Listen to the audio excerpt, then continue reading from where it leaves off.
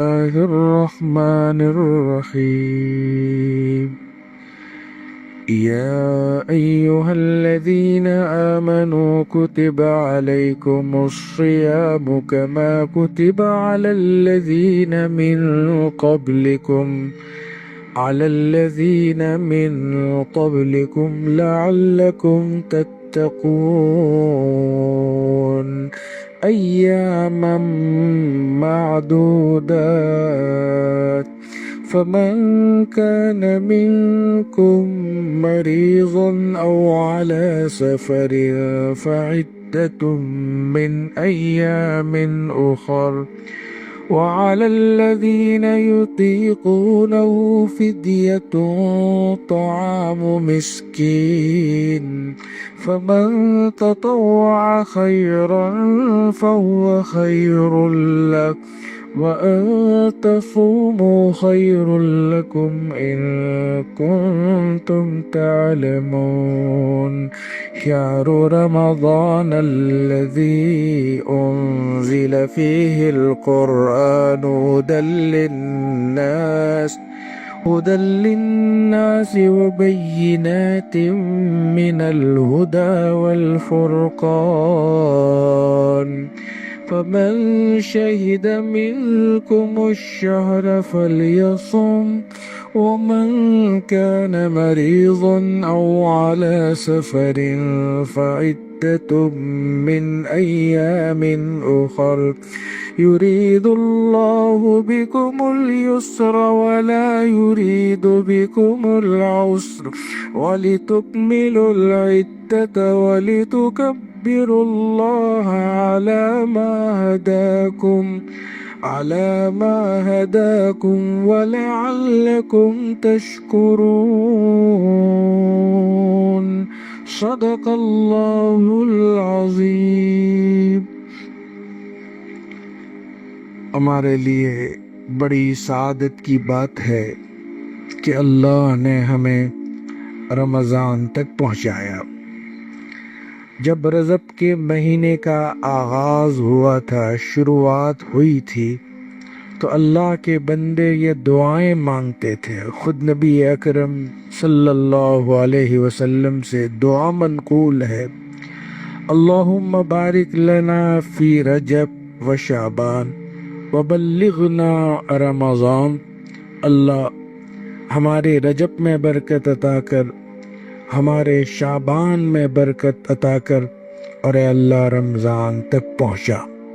اللہ نے ہمیں پہنچایا، ہم اس پر اس کی شکر گزاری کرتے ہیں کہ ایک بابرکت مہینہ جس میں اللہ کی رحمتیں موسلا دھار بارش کی طرح برستی ہے، جو عبادت کا ایک موسم ہے، یہ ایسا موسم ہے جس میں ہر چیز کا بھاؤ بڑھ جاتا ہے، فرض 70 فرض کے برابر ہو جاتا ہے، سنن و نوافل فرائض کے درجے میں، یعنی اس کا جتنا ثواب دیا جاتا ہے اتنا اللہ عطا فرماتے ہیں، نیکیوں کا موسم ہے۔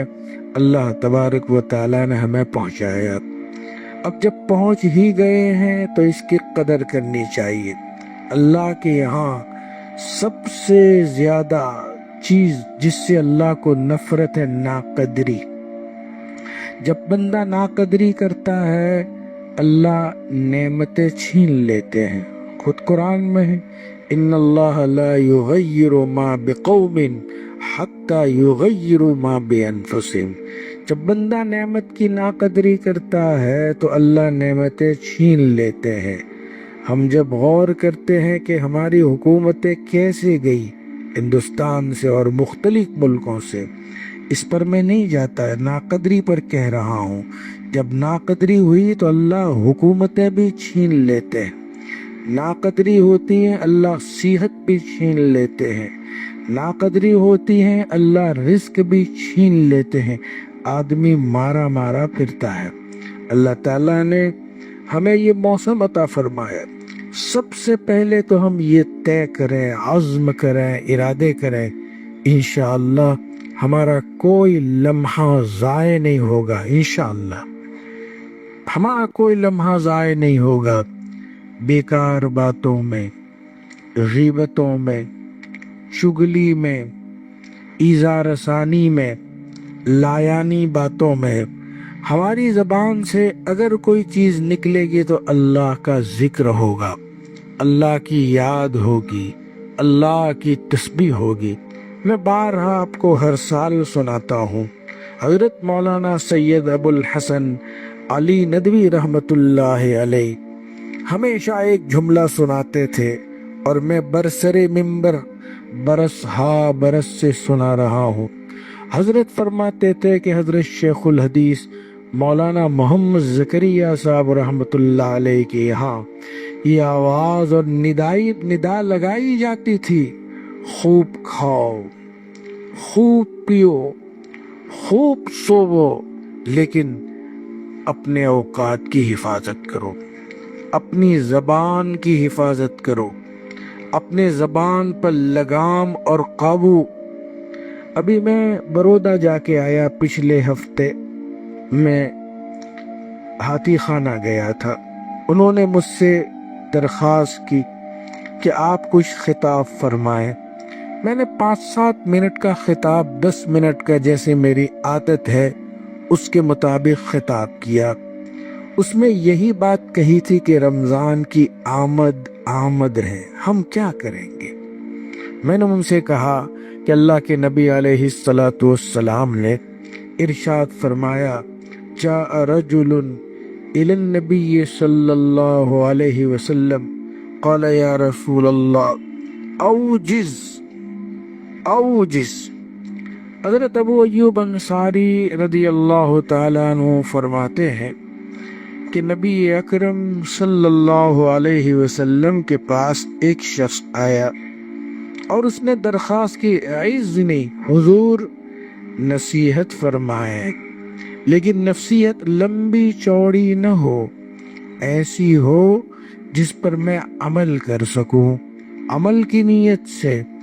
اللہ کے نبی علیہ الصلاۃ والسلام نے ارشاد فرمایا، 3 باتیں ارشاد فرمائے، اذا صلیت صلاۃ فصل صلاۃ مودع ولا تتکلم بکلام تتعذر منه غدا واجمع الایاس مما فی ایدی الناس او کما قال علیہ الصلاۃ والسلام۔ یہی 3 باتیں آپ کو بھی سنا دو، پہلے اپنی ذات کو سناؤ تاکہ میں بھی عمل کروں، پھر آپ حضرات بھی انشاءاللہ اس پر عمل کریں گے، نفع ہوگا، اللہ ہم سے راضی ہو جائیں گے۔ حضور اکرم صلی اللہ علیہ وسلم نے ارشاد فرمایا کہ جب تم نماز پڑھنے لگو تو یہ سمجھ کر پڑھو کہ یہ آخری نماز ہے، اب تمہیں دوبارہ نماز کا موقع نہیں ملے گا۔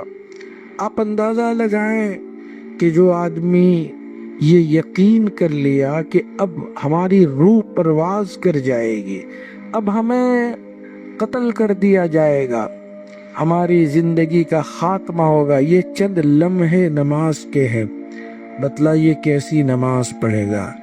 نہایت توجہ کے ساتھ، خشوع و خضوع کے ساتھ نماز پڑھے گا، ایسا جیسے حدیث میں آتا ہے، اللہ کے نبی علیہ الصلاۃ والسلام نے فرمایا، ان تعبد اللہ کأنک تراہ فإن لم تکن تراہ فإنہ یراک۔ تو اللہ کی عبادت اس طرح کر کہ تو اللہ کو دیکھ رہا ہے۔ اگر یہ کیفیت تیری پیدا نہیں ہو رہی ہے تو کم سے کم یہ تو سمجھ کہ وہ تو تجھے دیکھ ہی رہا ہے، یعنی اللہ تو ہمیں دیکھ ہی رہا ہے۔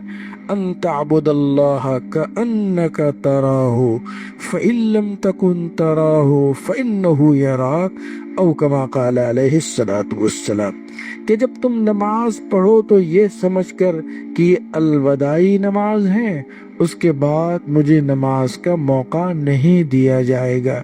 کتنی جاندار نماز ہوگی! یہی جاندار نماز ہے جس میں یہ طاقت ہے کہ انسان کو نیک بنا دے۔ حدیث میں نہیں، قرآن میں ہے۔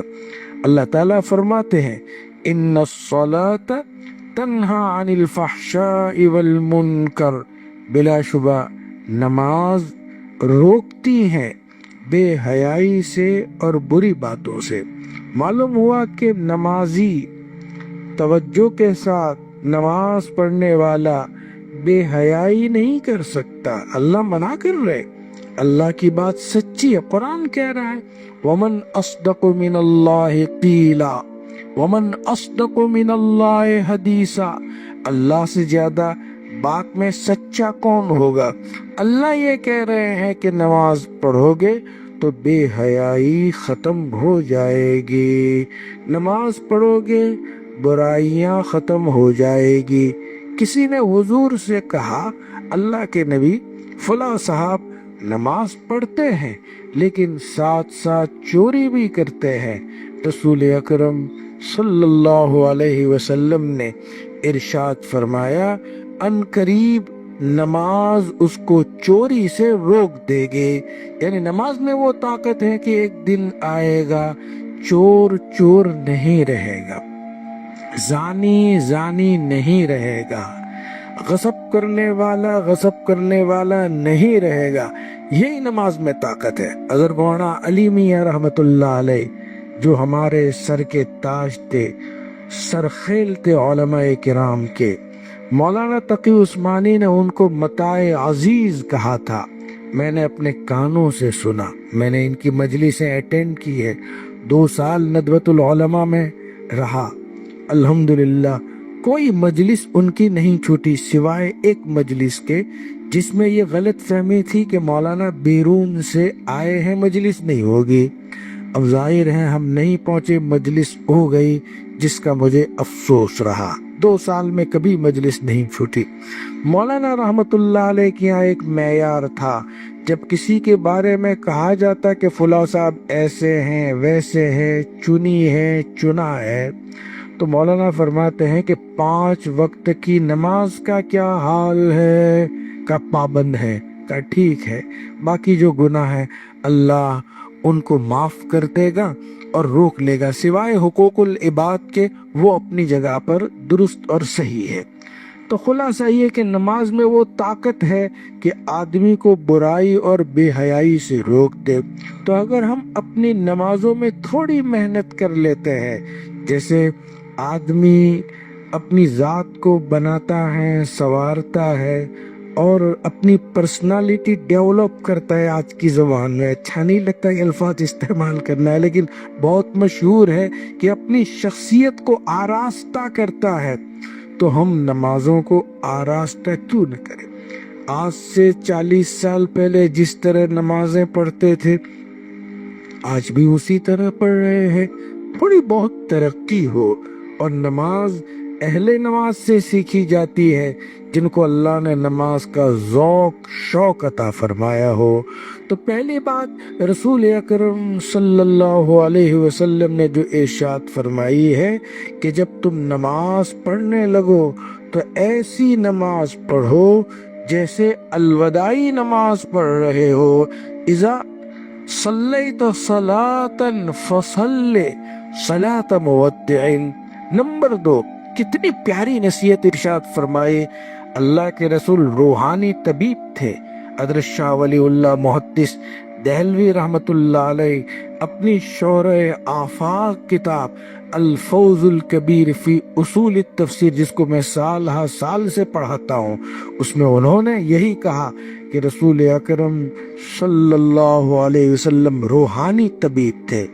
اللہ کے نبی علیہ الصلوۃ والسلام نے جو نسخہ دیا ہے اصلاح کا، اپنی روح کی اصلاح کا جو نسخہ دیا ہے، حضور نے فرمایا وَلَا تَتَكَلَّمْ بِكَلَامٍ تَتَعَذَّرُ مِنْهُ غَدًا او کما قال علیہ الصلوۃ والسلام۔ حضور اکرم صلی اللہ علیہ وسلم نے ارشاد فرمایا ایسی گفتگو ہی نہ کرو، ہماری زبان سے ایسی بات ہی نہ نکلے کہ آئندہ چل کر تمہیں معافی مانگنی پڑے، یہ جملے استعمال کر لیں کہ ہم سے غلطی ہو گئی، آپ ہمیں معاف کر دیجئے، میں اپنے الفاظ واپس لیتا ہوں، ہم نے آپ کو خام و خواہ ذلیل کیا۔ گویا اپنی زبان کی حفاظت، بے جا چیزوں سے اپنی زبان کی حفاظت۔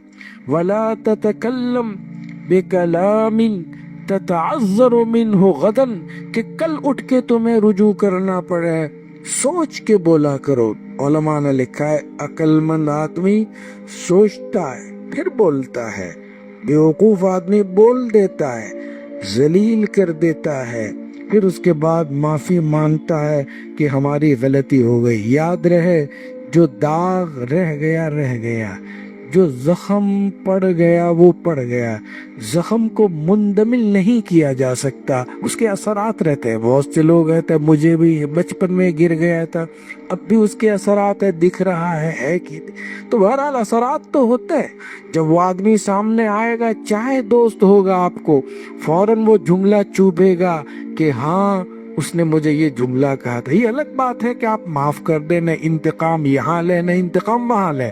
حکیم الامت مجدد ملت میں اس پر کہہ رہا ہوں، بول زبان جو چھوٹی ہے یہی جنت میں بھی لے جاتی ہے اور یہی جہنم میں بھی لے جاتی ہے۔ میں نہیں کہتا، رسول اکرم صلی اللہ علیہ وسلم جو سچے رسول تھے، الصادق المصدوق صلی اللہ علیہ وسلم، سچے رسول نے کہا، اللہ کے نبی نے فرمایا، کبھی آدمی زبان سے کوئی جملہ بولتا ہے اور اسے معلوم بھی نہیں ہوتا اور وہ اللہ کی رضامندی کے حامل ہوتا ہے، اللہ اس کو جنت پہنچا دیتے۔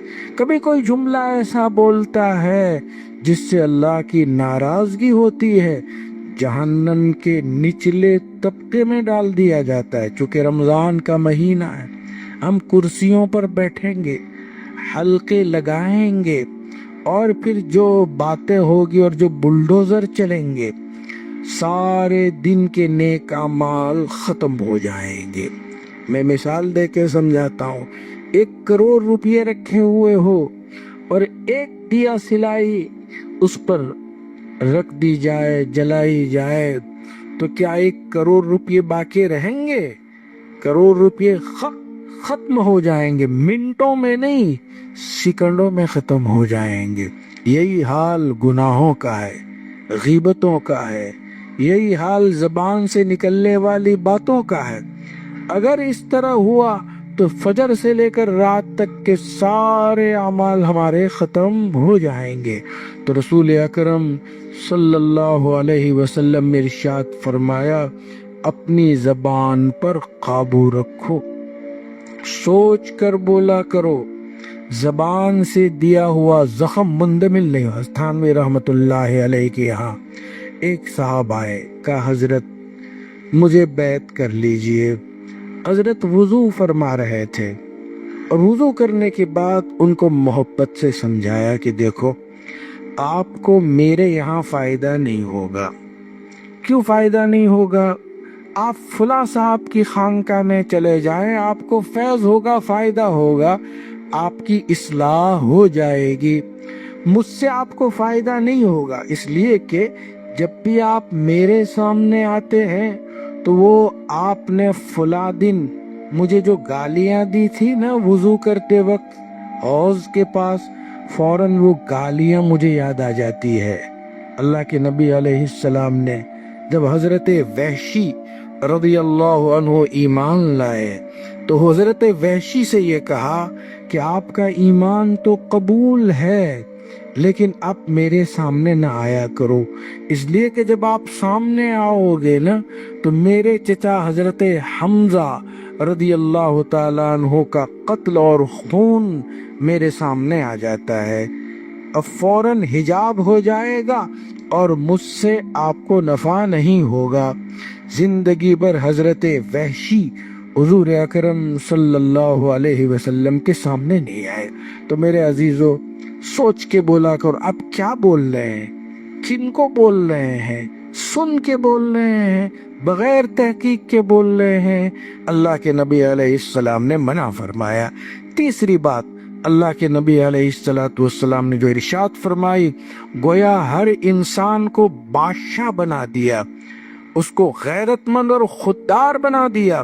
اللہ کے نبی نے فرمایا وَأَجْمِعِ الْإِيَاسِ مِمَّا فِي أَيْدِ النَّاسِ او کما قال علیہ السلام، لوگوں کو اللہ نے جو کچھ دے رکھا ہے تم اس سے مایوس ہو جاؤ۔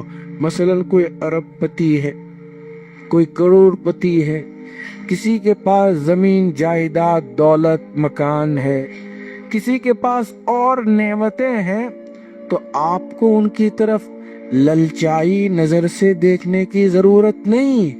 اپنے آپ کو مایوس کر لو کہ اللہ نے ان کو دیا ہے، یہ ان کا ہے، اللہ ہمیں بھی عطا فرمائے گا۔ اگر اللہ نے کسی کو حسن و جمال دیا ہے، ان کا ہے، مال و منال دیا ہے، ان کا ہے، فضل و کمال جاہ و جلال دیا ہے، ان کا ہے۔ ہم مایوس ہو جائیں کہ اللہ ہمیں دے گا، ہمیں ان کی طرف نظر اٹھانے کی کیا ضرورت؟ خوددار رہیں، غیرت مند رہیں۔ رسول اکرم صلی اللہ علیہ وسلم نے تو ہمیں ایسی تعلیم دی کہ اگر تمہارا کوڑا بھی زمین پر گر جائے تو کسی سے یہ نہ کہو کہ لاؤ کوڑا مجھے دے دو، ارے خود اترو اور اپنا کوڑا لے لو۔ ہمیں کسی سے چائے کی بھی امید نہیں ہونی چاہیے، پانی کے گلاس کی بھی امید نہیں ہونی چاہیے۔ اللہ ہمیں جس حال میں رکھے، اس حال میں اللہ کا شکر ادا کرنا چاہیے۔ حدیث شریف میں آتا ہے، رسول اکرم صلی اللہ علیہ وسلم نے ارشاد فرمایا، لیس الغنا عن کثرت العرض ولکن الغنا غنى النفس۔ کیا بات ارشاد فرمائی، او کما قال علیہ الصلوۃ والسلام۔ مالداری روپیے پیسوں کی مالداری نہیں، زمین جائیداد کی مالداری نہیں، اصل دل کی مالداری ہے کہ دل اللہ کے سوا، اللہ کی ذات ہی میں منہمک رہے، سب سے ہمارا دل خالی ہو۔ اگر کسی کی طرف توجہ ہو تو ایک ذات گرامی، اسی سے مانگنا ہو، اسی کے سامنے سر جھکانا ہو، اسی کے سامنے اپنے تمام مسائل، تمام پیچیدگیوں کو پیش کرنا ہو۔ اگر اس طرح رہیں گے تو انشاءاللہ ہماری نظریں کسی کی طرف اٹھے گی نہیں اور ہم ذلیل و خوار نہیں ہوں گے۔ ہم اپنے اندر ایک طاقت محسوس کریں گے، خودداری اور غیرت محسوس کریں گے۔ تو حضور اکرم صلی اللہ علیہ وسلم کی جو 3 باتیں ہیں، ایک تو یہ ہے کہ جب وقت پر نماز پڑھ لیں اور ایسی نماز پڑھیں جیسے الوداعی نماز۔ نمبر 2، زبان کی حفاظت کریں گے، اور نمبر 3، ہم اللہ کے سوا کسی سے آس اور امید نہیں لگائیں گے، اور یوں بھی کسی غیر سے امید لگانا جائز نہیں ہے۔ کریں گے انشاءاللہ۔ انشاءاللہ ہمارا رمضان اسی طرح گزرے گا۔ آج اسی پر اکتفا کرتا ہوں، دھیرے دھیرے وقت بڑھا کر آدھا گھنٹہ انشاءاللہ لے جاؤں گا۔ اللہ مجھے بھی اور آپ کو بھی عمل کرنے کی توفیق عطا فرمائے۔ سبحان اللہ و بحمدہ، سبحانک اللہم و بحمدک، نشہد ان لا الہ الا انت، نستغفرک و نتوب الیک۔